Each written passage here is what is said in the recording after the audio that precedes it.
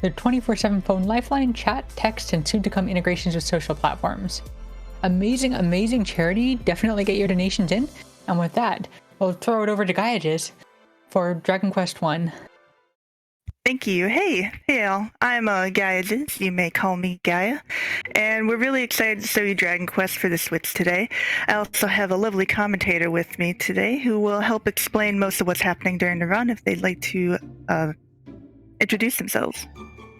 Hi there, everybody. I'm Ladob, and happy to support Gaia here. We've been doing these Dragon Quest runs for quite some time now. Improving on it and improving. Oh, and she started already. Look at that.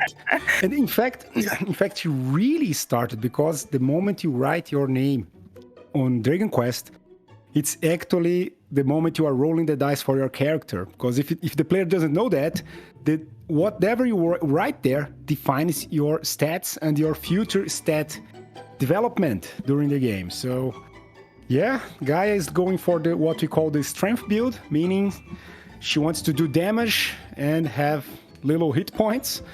The other alternative being the HP build, which we used a while for the runs, but now it changed. Because the strength build is more important if you are doing like we do now.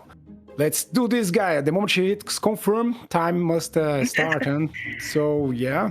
All right, I will count us down. So, ready in 5, 4, 3, 2, 1, and go. Notice that this is a sort of a downgrade from the original game. This game is the last version of Dragon Quest. Dragon Quest is a very old game. It's from '86. It's sort of the grandmother of JRPGs. And in the original build, depending on how you named your character, there were 16 different possibilities of having high speed, low MP, high HP, low whatever. And in this Switch version and the mobile version, they they dumped it down to just 2 possibilities, strength build or HP build. So either you have a lot of HP MP or you do a lot of damage. And we experimented with both of them. There were times when the run used one and then the other. The start of the run is the moment where you lose a lot of time buying stuff. You really have to load up on everything that you can. You have to max out your herbs. You have to buy at least 5 torches. Some go for 6. And you also get the dragon scale, which is something that the original version didn't allow right at the start.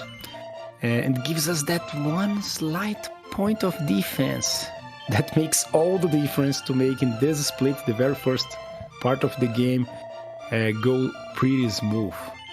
As you can see, Gaia is like hammering the buttons there to buy this the fastest possible. She went for the one more torch variant. And now she's notice we don't need weapons, huh? We don't use that. The hero goes naked. No weapons, no armors, just goes like that. And that one step up it's the funny thing about this run is it's a very good run for people starting with speed running, but still you have to pay attention to the details. For example, Gaia went one step too much above there, and it was on purpose, because if she didn't do that, she would not meet this slime here. She would meet a ghost and die. And now she's doing what we call the quick save manipulation. That's a core to this kind of run, like the run from the Switch. Every time you save the game and reload it, the game starts its range anew. And it's always the same thing, meaning after 5 steps you're going to meet an enemy, and it's always going to be the same enemy if you go to the same position. In this case, the Scorpion, which can be killed with 3 torches. You throw torches at them, that's why we called at the start the Torsion Slimes run. And that gets you level 2 right away. And we do not stop at that. We go right to actually a city which normally players land there only at level 8 or so. Now she uses another trick, and it's a funny trick that we use only once, which is to cure yourself just before an encounter, and then the encounter does not happen. And then she can move to this wizard there, which will net her level 3. also killed by torching, huh, guy? You like to torch these people. The best way. It's the best way. It's the only way, in fact, at the start. Yeah. Great. So now this particular castle is a cavern is an interesting point of the game because there is where the princess is hidden.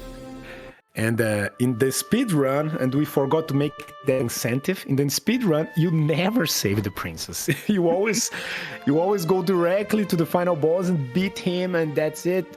But in theory, you could save the princess. You could even not really save her, but get her and bring her before the final boss. And he says something if you do that. So that's how cool this game is. It really reacts what you do or do not do. Another example being that they expect you to beat the final boss with a given weapon. If you don't do that, they also react to the situation. So now Gaia is gonna get the seeds. Because on this run, we are really going for the minimum possible level to beat the game, which is 17. And for that, you have to get quite a few of the life seeds so that you sort of artificially raise your hit points above the max. And in fact, you have to raise them to the highest amount possible per seed. And now Gaia is going to get more seeds to do that, and then she's gonna use the quick save trick again. Although it's not a must in this case, but for safe run safety reasons, we yeah, we definitely want to do it here. Yeah, exactly. First, we need to get the Sunstone. Yeah. We must claim our birthright. She is being amazingly fast. Like 5:20 for the first split is great. Must say that. There's an interesting notice here. The Chinese or Japanese version of the game using symbols instead of Western ladders.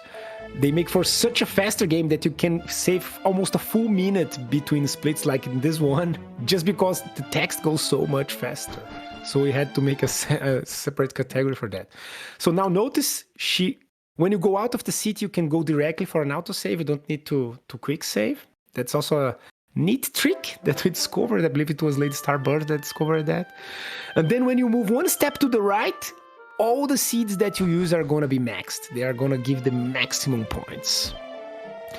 And now we go now that the tanks go to Creative Eli, he discovered that if we have a minimum amount of equipment, we are able to kill the first slime of the run, but I'm going to explain that later, which is sort of the heart of this run. And to explain that, I have to tell you how the run used to be done. The most common path for the Dragon Quest 1 and Dragon Warrior runs is what they call the Dragon Loop. That goes through all the versions of the game, of Dragon Quest 1, no matter if there's GBC, NAS, whatever, which is to kill the dragon that protects the princess and not save the princess, die, and then go back and kill him again, because as long as you don't save the princess, the dragon restarts. And given that the dragon gives a lot of XP, you did the so-called dragon loop, killing the dragon many times to get a lot of XP fast and thus finish the run fast. And that was the first tryouts of the speedruns in this game went with that strategy. Let me give a small point here. Notice that Guy is not fleeing from all the enemies, and that's on purpose too. Given that the quick save makes the range so precise, we know what we are gonna meet. We know if some enemies are gonna let us go right away, or if they are not gonna let us go, and we better beat them crap out of them.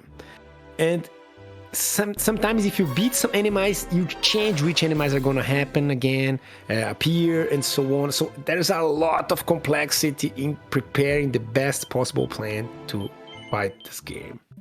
And Gaia came up with a great way to reach this first grind pretty fast. Like, this is really good, 7 minutes, 15. Oh, wow. Awesome.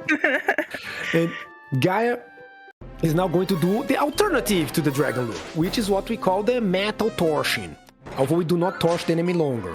Now it's only the metal grind.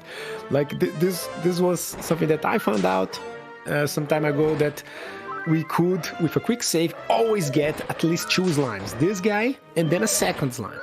But when I first discovered that I didn't find a way to kill the first slime. I just found a way to kill the second slime, which was by using a torch. And that gave birth to the torch. Look at that. This is the nice 4 levels in a row win. You kill the slime at level 4 and you get to level 8 right away. That's how awesome this is.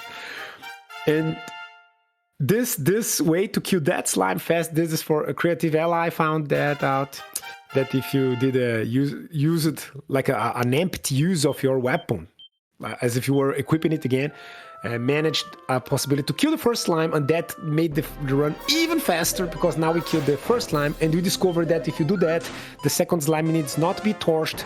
It can be killed with the usage of herbs or spells at the right point, which is at the third attack or the second attack. Both work, in fact. And as you can see now, Gaia kills a second slime. That's 2 slimes in a row. That's 550 XP. And yeah, now she's gonna do that quite a few times. It's time to grind. Time to grind. And we also grind donations. So if you want to support the travel project, hey people, what can I say? Me and Gaia, we are doing this because we support this idea. We find it's a great way to give space for people that need that help. And yeah, bring on the donations. Notice that No guys... donations. Oh, sorry. No donations at the moment, but there are some upcoming incentives. You can name the deck in Lost Kingdoms. The current leader for that has only 21 cents for it, so you can easily cut into the lead for that. And there's also an option to name the character for Dark Souls 3. And a Rainbow Dash Trail for Ori in the Blind Forest. Some excellent incentives coming up, so definitely get your donations in. Great, and continuing with our Dragon Quest slime grind, I can see she's still level 10. Still, in a few more minutes. But anyway, we want the objective here is to reach level 13, optionally 14, by doing this grinding, reloading here and killing these metal slimes. You can do that on the SFC version as well, but it's way harder. It's much harder. Demands a lot of very precise movement and counting of times and the way you move even your console. But here not. Here it's long reload, fight 2 slimes, be happy. In fact, you could even fight a 3rd slime, but we have not found a way to kill the 3rd one, and it appears a bit too late, so it's not worth it. It's better to just reload and go for 2 slimes. So that's what is happening right now.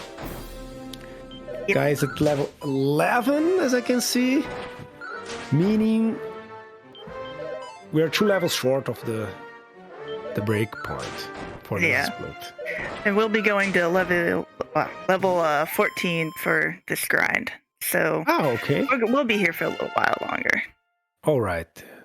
So this is possible for the level 14 now because Gaia found a very cool way to use the snooze trick. Like we discovered, because snooze costs less MP than healing. And it takes less time as well. So like less time during the run.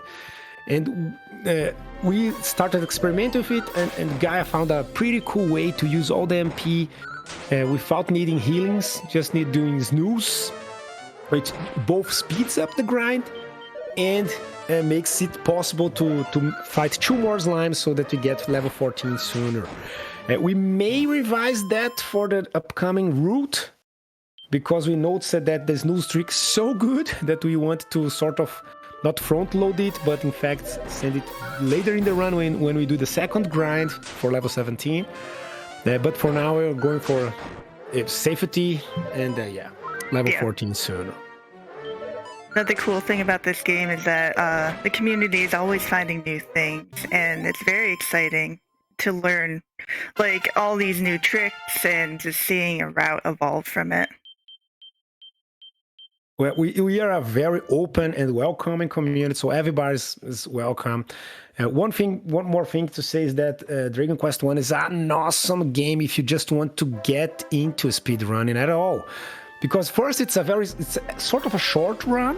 It's less than an hour the moment you learn the ropes, and it's not very complex. You do need to train and get precise in moving, but it's not it's not something like you're playing Castlevania and having to be pixel perfect with the first foot so that you get that clock, right? And here you do need a little bit of precision, but not at that level. So it's great to just start getting into the ropes of speedrunning. Definitely. If you're interested in RPG speedruns, but are a little worried about RNG and whatnot, most of the RNG is routed out of this game. So it's super, super helpful for learning a lot of the RPG speedrunning basics without being victim to RNG. Yeah, there's... honestly, there is no luck factor in this game. Because if you know the RNG, you know everything that's going to happen. The luck aspect only happens the moment you make a mistake. You move one. Oh, she's going to the next split. Yeah, and now, for example, guys, not good, guy, not good. You walk through the forest. Oh, it's fine. If you walk through the forest, you move the range a bit faster, and now she's gonna have an unnecessary encounter later on. If she's unlucky, there's the chance that she's gonna have one more. Yeah, now she was lucky. Okay, cool. So now she's going for the lyre. The lyre of iron. Yep. Okay, please. I'm just talking to every in-person twice this run. It's fine. It's for manipulation. This guy there, he can be a pain too. He stands in front of us most of the time. So the lyre dungeon is one that we are still trying to find the best possible way to go through it. Right now we get a seed there. If you are very... Now she's being precise now. If you are very precise, you need not have a lot of encounters. Keep on the precision. Oh, no. No! Still not that bad. You can still do that trick. Fine. Yeah. Now and you can do the trick. You can do the trick there. I'm gonna remember you when you reach there. All right, remind me about the trick. Yeah. Yeah, because like I said, the range is predetermined. So we can learn the range and we can learn when to change it. And for example, Yuji-san, which is the current holder of the first place in the Japanese version, and is an amazing player, really, really precise, really fast. He came up with some tricks to not quick save and get the seed values. He found out this trick that I'm gonna tell Gaia now Gaia, yes, and then go back up. Great. When you do that, you cancel two terrible encounters, which are the wolves. They don't appear any longer now. The next encounter will only be on the second floor, and it's one that you can for sure flee. That's because you had that one step wrong, Gaia. Otherwise, this guy would not appear. But he didn't attack, so it's fine. Yeah. That changes too. He does not attack. That's also cool. I'm just going everywhere now. And now she gets the lyre. The lyre could be used in this SFC version to manipulate metal slime encounters. It can't be used for that here, sadly. And given that it takes a lot of time just playing the music, we do not find it a really viable option for speedrunning. Yeah, I've never tried it, but y'all told me it's a long song. Yeah, it's a pretty long song. We could make an incentive out of it. Do you want to hear the Lars song?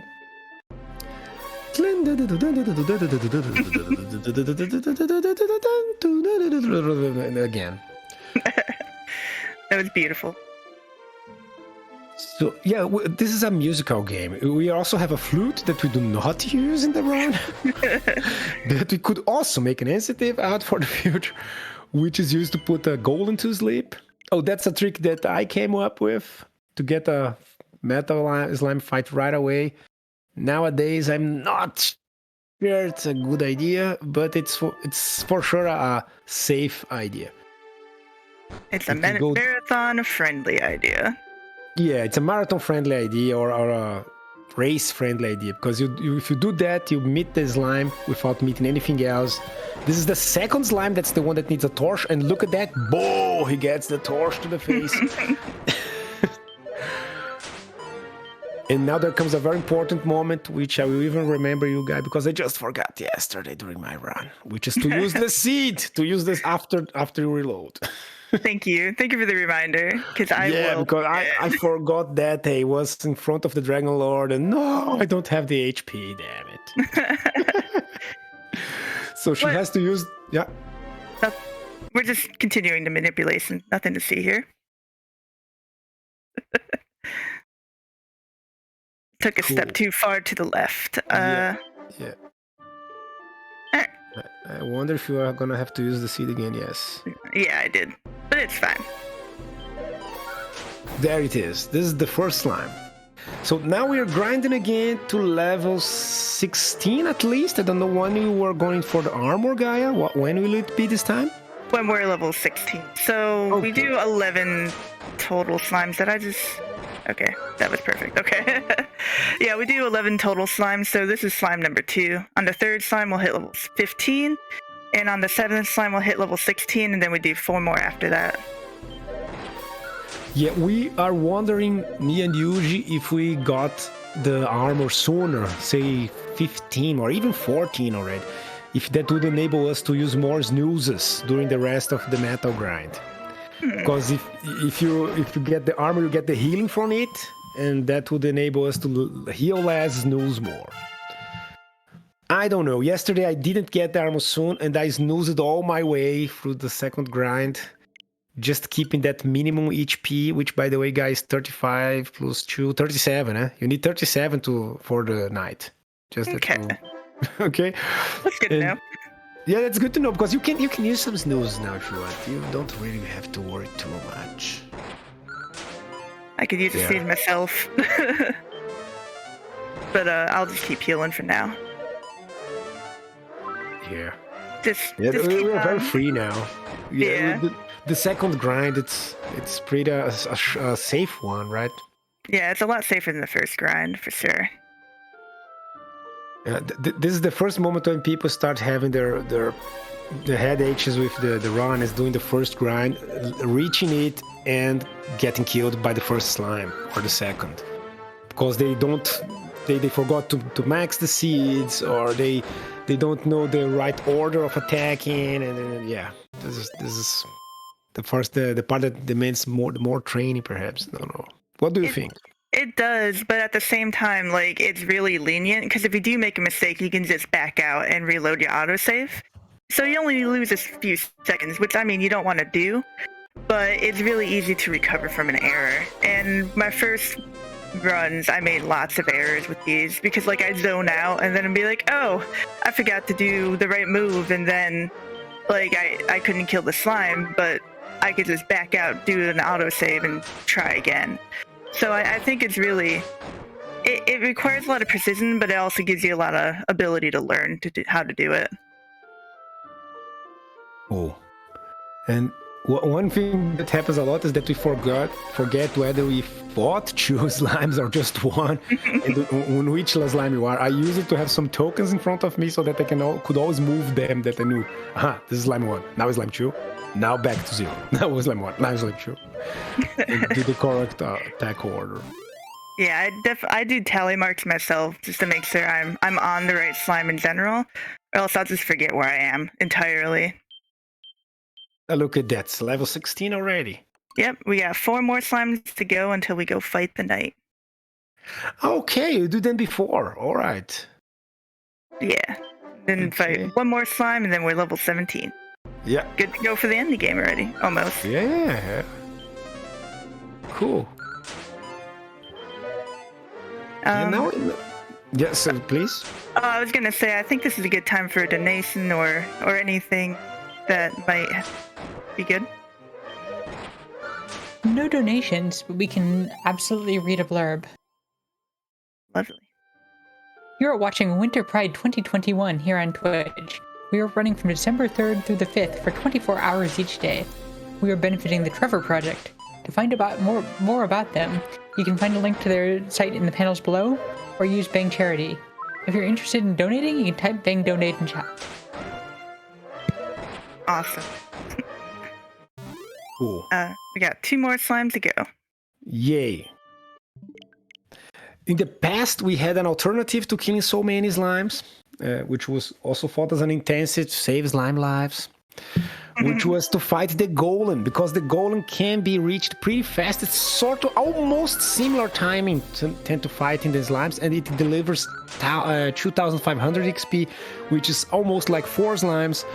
And in the past, before we started doing runs at level 17, and the target was level 18, that was sort of a must, getting that much XP. And the decision was always, okay, a few more slimes, or do I get that golem while going away with the mark? And the golem was like a good place to get that XP pretty fast.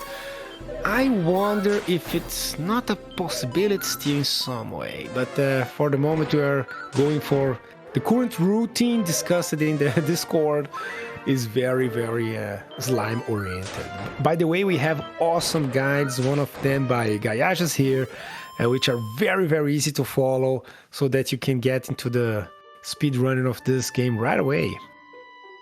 So guys, now going for the right. We're gonna go beat up an Armonite. It's really not even fair. This chimera is so unnecessary, but I almost always meet it as well. We have to... Yeah. Oh, go ahead. No, it's good. It's good. Oh, I was just going to say, I know we can even beat this guy at level 13 if we really wanted to. Yeah. Just there and in the way. The problem of level 13 is that we have to use a lot of MP, right? We have to sizzle him 2 or 3 times, I believe. It's Mike Loves Retro found the tactic. Would be worth it, though, huh? It's worth thinking about.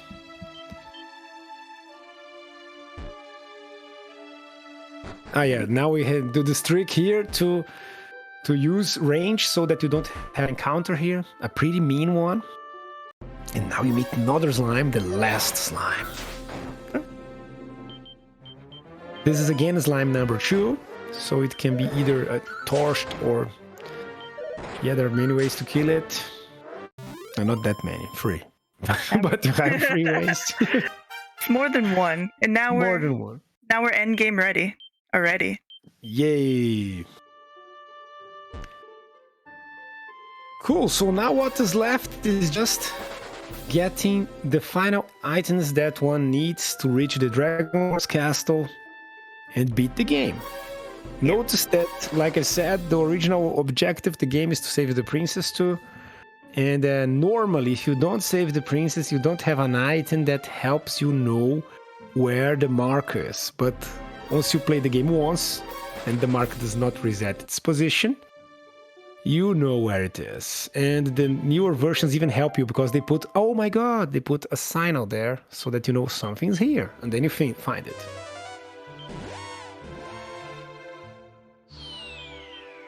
Now we're off. Oh, that's all I had. Go ahead. No, it's good. You're off to call, and now, please, everybody watching us, you can pray a bit if you pray or whatever, because it's sort of a lucky part now, which is whether guy is gonna get that strength seed +2 or +3 or not. This is something that we didn't really nail down at the moment. Yuji did, but he plays extremely precise. Yeah, we're going to use the backup method, which is a little more lenient than the other methods. But this is like the 1 bit of RNG. I don't think we've really routed out yet, because sometimes we didn't. Sometimes the seed's just like, nah, I don't feel like working with you today. Why we're talking about that? Because the strength seed gives you between 1 and 3 points. In the original pre-level 17 runs, we don't need this seed. A level 18 character has more than enough power, whatever it's the stat build or the MP build, to beat the Dragon Lord. But at level 17, the HP build has no chance, and the strength build, with this one, has a chance only if the strength seed gives at least a 2. Must give at least we have to get this extra seed, and it has to give us at least a 2 or 3 attack power. And if you get a 1, you just don't cut it. You can't beat the Dragon Lord first form, and then you do not land on the second form. That's the problem. Perhaps if we find a way to deal slightly more damage during the first form, we could not go for the seed. This would be awesome. And this is another area to explore, Gaia. A better Dragon Lord 1 fight. Yeah. Did it work? I didn't see now. I forgot to actually load the autosave, so I'm doing it now. Let's see. Yeah, just try now. Let's pray. Yes! I got a +3, so we are good to go for the rest of the game. Yeah, no, in fact, it's sort of a downer almost that the final part of the game is pretty mechanic. Now you just really have to reach the Dragon Lord, beat him up, and that's it. There's not more details than that. It's a little anticlimactic. Yeah, it's a little anticlimactic. The most exciting part, well, not exciting as in like the rest of the run is boring, but the most intensive part of the run is definitely the slime grind. For sure, that's where you want to click fast, to be concentrated, to not miss the times or the counting, which slime am I on, where must I be from my position, and so on. And now it's like just walking around, delivering stuff. Having a good time. Yeah.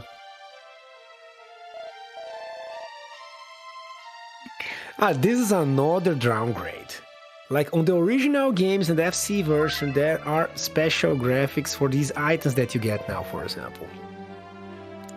And on the remake versions, they don't. Like you don't see a rainbow drop coming up from the sky right now to you. And that's sort of, I don't know why, you know?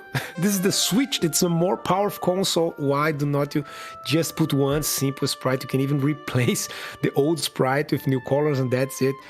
But they don't.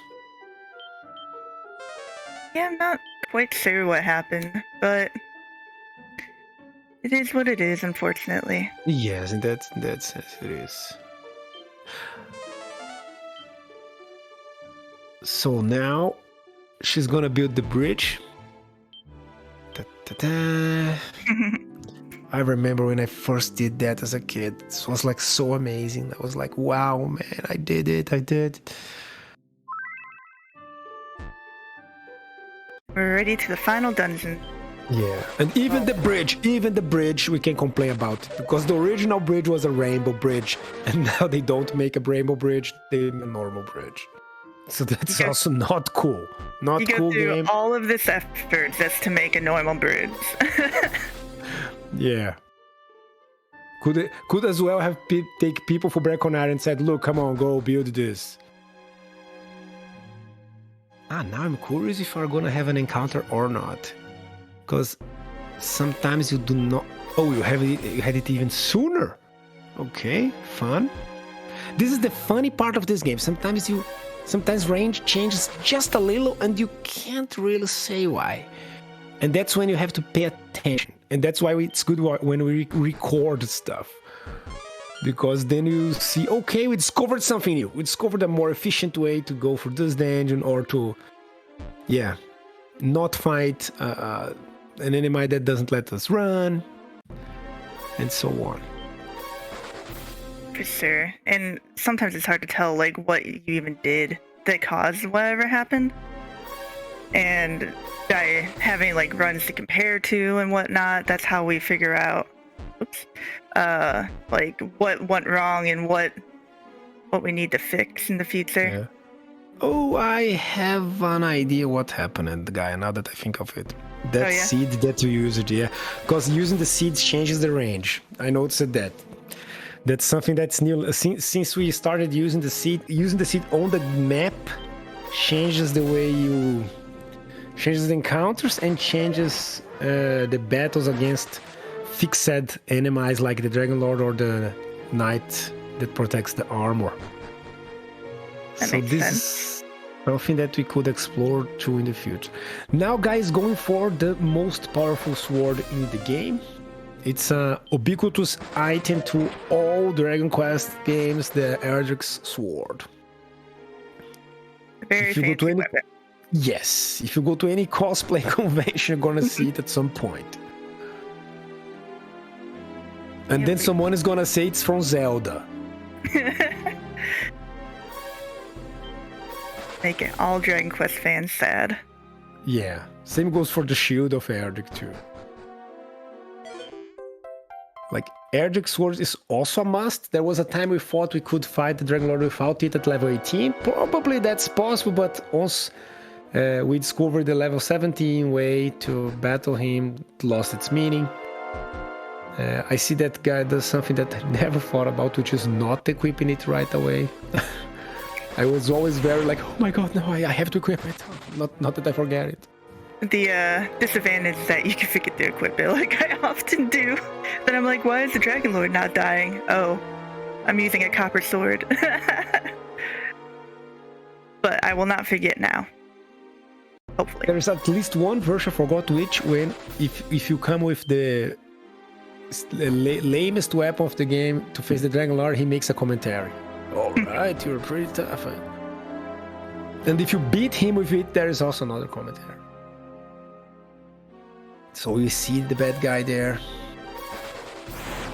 An underground castle. Ooh.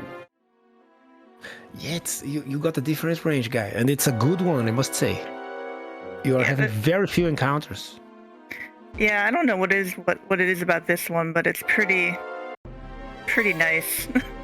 And, oh, this is not good. Ah, lucky one. Usually they don't let us flee. Cool. Forgot to equip the swords. I'll have to redo the quick save. I'm not sure if that'll change the ring or not, or RNC or not. If it was the dragon scale, it would change the range. I believe the sword doesn't. Well, I'm gonna make sure.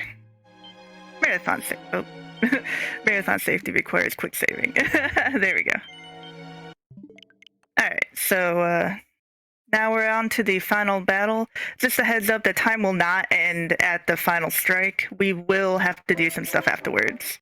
I'm going to concentrate. Ladab will explain what's happening. Yeah. So the Dragon Lords is the very first Dragon Quest final boss, and of course he starts a tradition that practically all bosses have, which is to have two forms. So first you have to beat him, his first form, which actually easy. It's not that tough. You just have to be sure that you don't let him fall into a healing loop, and if you manage that, he's in fact quite fast dead, about 7 to 8 attacks depending on the build. And there he goes. No, one more. There you go. Jack. Yay. So once he's down, which only happens if you have the strength seed, like I said, the real pain comes up. And this guy is tough. And you have to be very concentrated. You have to play it in an extremely precise way to be able to beat him. Now there comes a critical hit. Zack, yeah. And now guy's gonna go through the routine that we found for the level 17. There are sort of two paths that you can take to beat him at that level. We do need to explore a bit more to see if we find a more efficient way. But the Dragon Lord 1 is at the moment the bottleneck for a better timing, because he can't be killed without that seed. And that means going to that town, and we don't want to go to any town. We just want to go directly to the boss. So this is something that may still be found to make it faster. Otherwise, as you can see, he takes a lot of pain. Like, we can dish out damage and he's there, live and kicking, dealing damage. MP almost gone, but she's now, I believe, on the final moments. Yes, she probably needs 1 or 2 attacks more. 2, I believe 2. There we go. There we go. No, there. Now, yes. Ta ta ta ta ta. Oh no, this is Final Fantasy. Wrong Square Enix series. Yeah. Cool, Gaia. Hey, great time. Wow. And we sort of canonized the ending, the end time to be when we do our last click, and the time is coming up. I'll let y'all know. Yep, there it goes. Time. that is Dragon That's Quest. yes, Dragon Quest 1. There we go. Yay. Ta-da. Awesome. What was the final time, if y'all know? GG. Final time was 38:04. Oh, wow. What? Yeah, really you did great. You did great. Even with That's these awesome. extra load ups. Awesome. Man. Well, I am so happy I was able to show this off to you guys. Yeah, if y'all are interested in running this Dragon Quest or any Dragon Quest game, you can go to speedrun.com and check out the Dragon Quest leaderboards, and it has a link to our Discord. We're all very friendly. We'd love to help you start a run. And yeah, like, this is a lot of fun, super great for beginners or anyone that wants to get into an RPG speedrun. So I highly, highly recommend it. And yeah, anything you want to say, Ladon? No, just that you are all welcome, like you said. And in fact, it's for all Dragon Quests, so not only the number 1. We have like all of them there sorted nicely. Show up, but please join over, yeah? Thank you very much, guy. It was awesome. Yeah, thank you for commentating. It helped a lot. One last thing, I just wanted to let you know, if you want to follow Ladob, you can go to twitch.tv/Ladob, Ladob. And if you want to follow me, go... Oh, and the underscore at the end. Yeah. My apologies. And no problem. If you want to follow me, it's twitch.tv/TheRealGaiages. But that's all for us, I believe. And thank you for having us. Thank you for having us. Thank you so much for that awesome run. Thank you.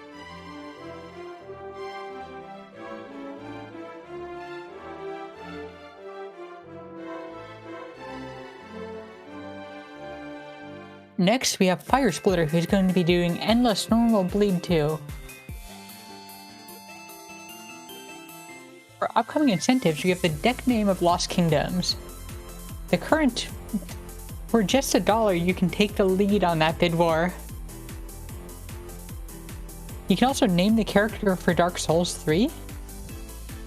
And there's a Rainbow Dash Trail for Ori and the Blind Forest. So if you want to make Ori more gay, definitely get your donations in for that.